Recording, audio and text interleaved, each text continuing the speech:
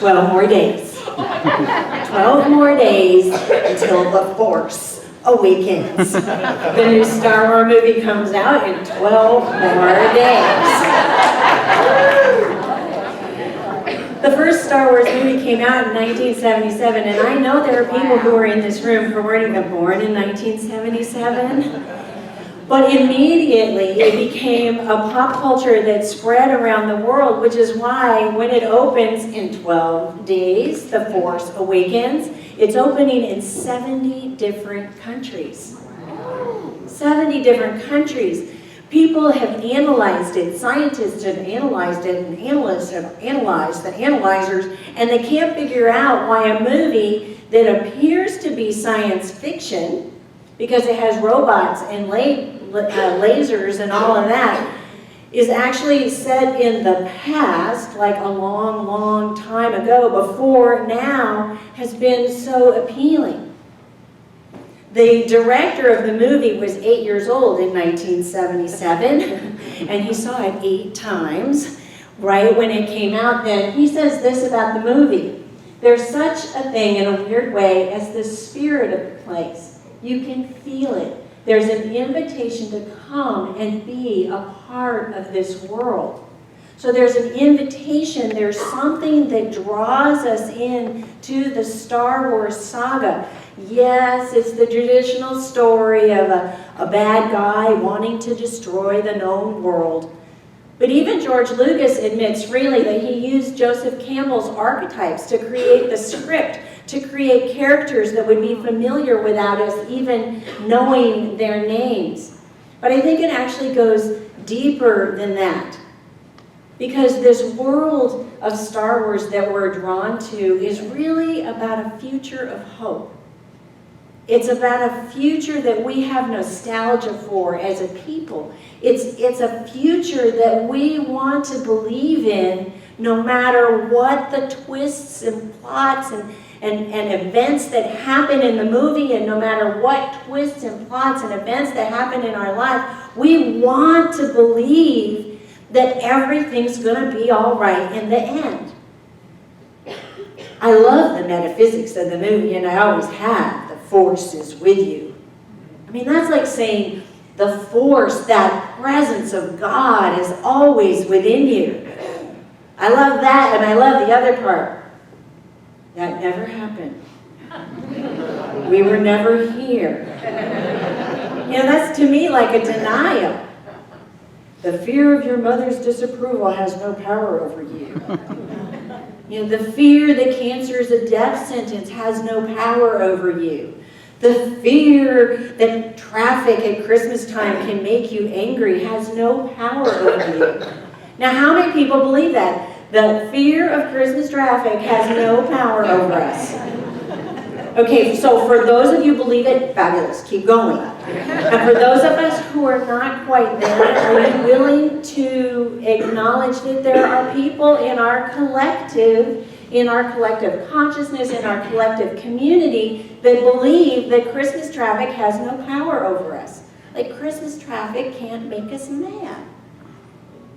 It's possible. It's possible. I love and appreciate the whole process of I, as an individual, have an impact on shifting the collective consciousness by what I believe. And the collective consciousness can shift my thinking by what the collective believes. It's a very powerful cycle. And this is really what unity is all about. That's what we do when we affirm, when we build consciousness. We're shifting the collective consciousness all the time by choosing to think different thoughts ourselves. And then as we think the different thoughts ourselves, the collective thinks different thoughts, and then we think different thoughts, and it's really wonderful. It's really wonderful that this works in our lives. Last week I mentioned that the Christmas story began at the beginning. It begins in Genesis. In the beginning, God created light, and light was good. Metaphysically, light means this: the understanding principle in mind a symbol of wisdom, an expression of truth, and that's truth with a capital T. When we have that new understanding, when the light dawns in our consciousness, then we can have miracles occur in our lives. Have you ever wondered why?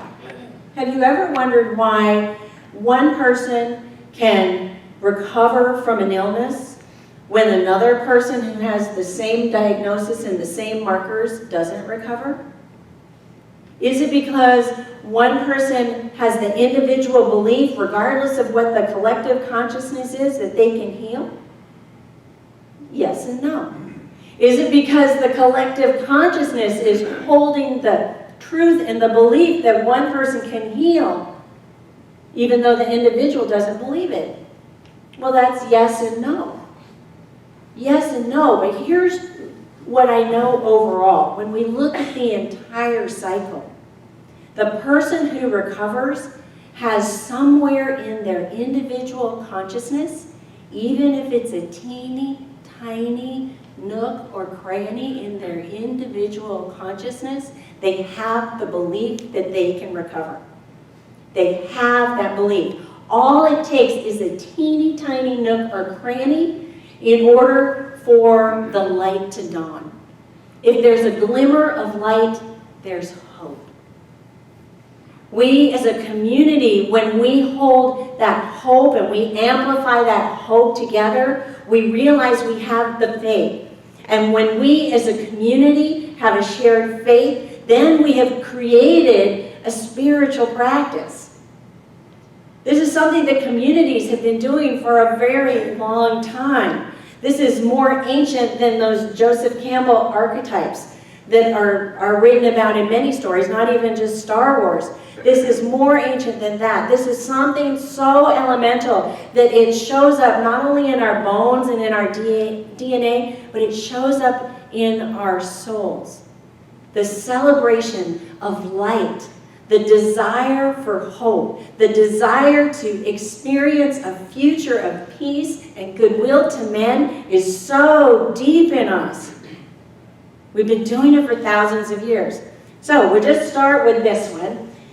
Horus was an Egyptian god, so 3,000 years before Christ, which makes it about 5,000 years, they were celebrating the god of the sky. The god of the sky was important because he was in charge of the sun. And the sun represented good leadership, and the sun represented the ability for light to come and grow the crops so they could survive. So every year on December 25th, the Egyptian people celebrated the birth of Horus because it gave them hope for a leadership that would protect them. It gave them hope for good sunshine to grow good and healthy crops. For thousands and thousands of years, the Chinese have celebrated winter solstice, which is in December. They get together still to this day, but for thousands of years they got together, they had special food to eat, they got together with their families, they honored their ancestors, and they affirmed the principle of light. They affirmed the principle and the philosophy of yin and yang, that philosophy of balance and harmony in the cosmos. And as they did it, they gave thanks for knowing that the days were going to get longer, and the more light that came to them in the days, the more good things that were going to happen in their lives. The third one is the Hopi and the Zuni Indians in the Americas. Every year in December, you're getting a theme, I'm hoping it's catching on, but now, every year in December, they celebrate the birth of the sun. And with celebrating the birth of the sun, they honor the Spider Woman and the Hawk Maiden and invite them in to come and bless their homes, their communities, their plants, and their animals so that they can have positive experiences in the coming year.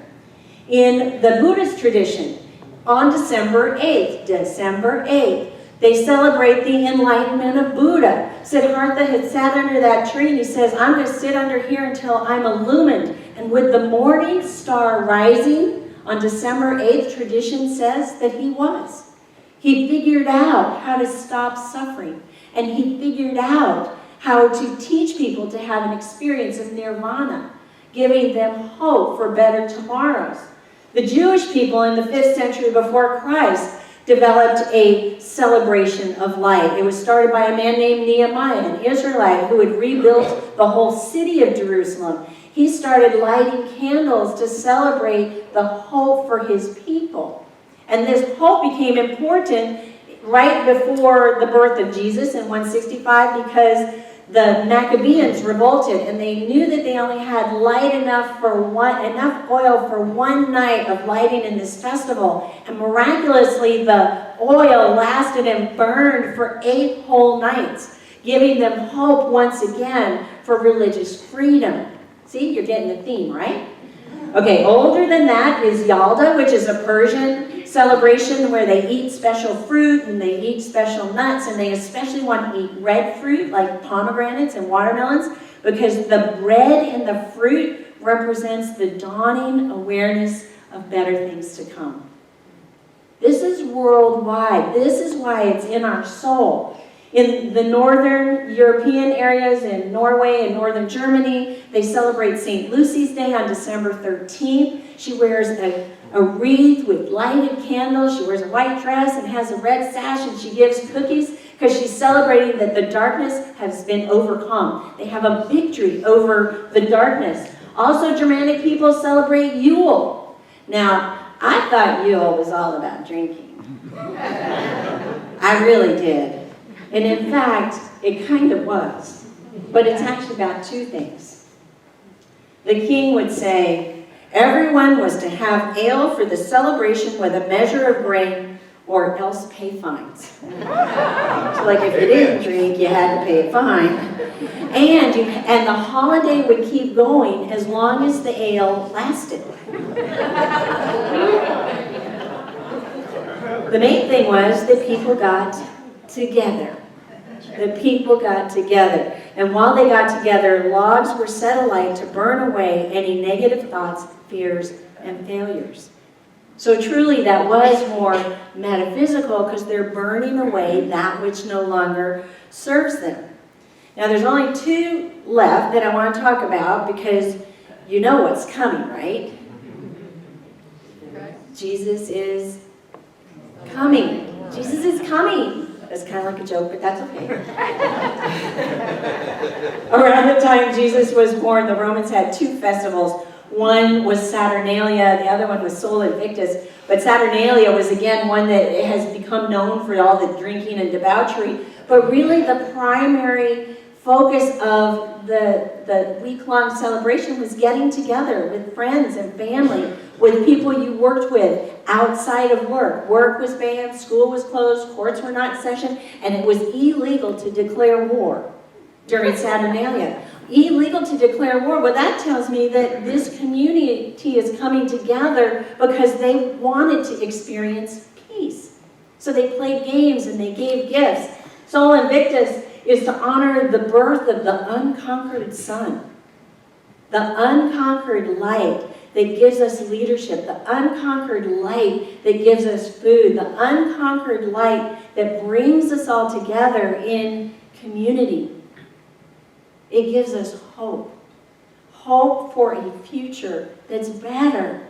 That's better than what we've known in the past. And then finally there's Christmas. Christmas was all about following that star right to the nativity of Jesus, where that light, that Christ light that Jesus represented was born and could come through all people.